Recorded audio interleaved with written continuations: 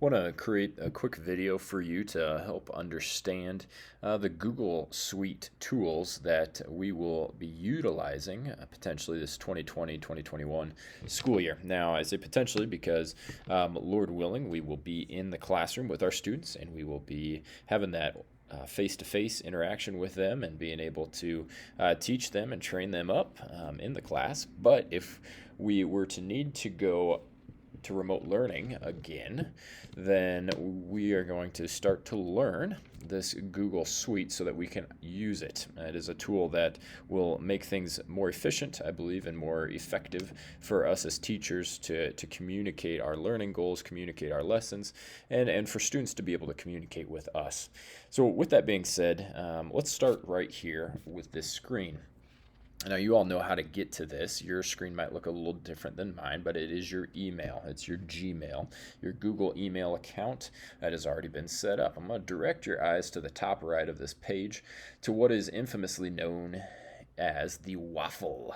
Okay, it is the location for all the Google apps. Okay, go ahead and click that and you will see your information, your account information, once again, your email. You got Google Drive, which is pretty much your online storage for any files you may have, same like you have on your computer, but just online, and then files that you can easily share. The Google Classroom, we're going to focus a lot on this one in the upcoming videos, because this is where you will post assignments. This is where your students will go to know what you're asking them to do if we were to go to remote learning.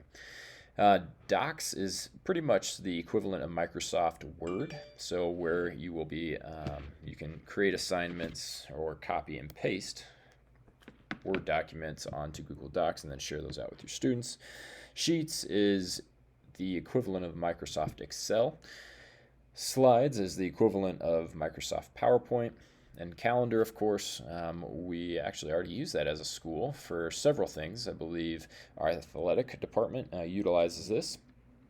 And then I believe lunches gets posted to Calendar. I might be wrong on that one.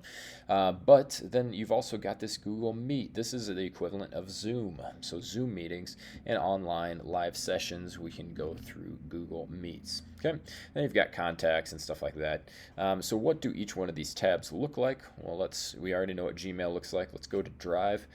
My Drive looks like this. Okay, so I've got some different pictures. I've got some different items on here, and you can also see what's been shared with me by other people.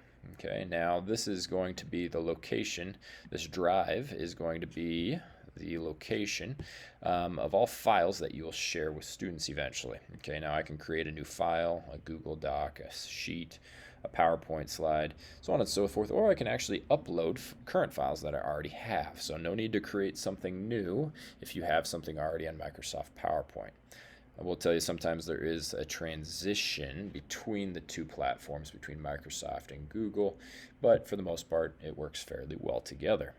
Okay, Google Classroom, like I said, this is going to be where, if we need to go to remote learning, where we will be what we will be utilizing the most, and where students will be accessing the information that you're going to be posting and giving to them. Okay, so you can see that Mrs. Duncan and then Mrs. Jen Polson have actually already set this up so that you have your classes and your students. So I've got my classes in here, and then as I click, and there'll be separate videos on these, then I go into that class and I'm able to post information, post classwork, grade assignments, so on and so forth.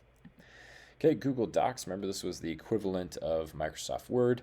Okay, so I have documents here, or I can create a new document and type in that document my information that I need to give to students. Google Sheets, same thing, except for it's the Microsoft Excel equivalent, and you can see that here. Google Slides, once again, is going to be the equivalent of PowerPoint. Oftentimes you can just use your PowerPoint slides, but if you're starting fresh and you want to be able to use all one platform, you could definitely use that Google Slides, or Google Presentation and Google Slides piece. Okay, and the last one is Google Calendar. Okay, so here you could have all of your information your class information, the athletic information, the different sports all on one calendar. Very nice. And then you can actually have this get synced to your phone as well.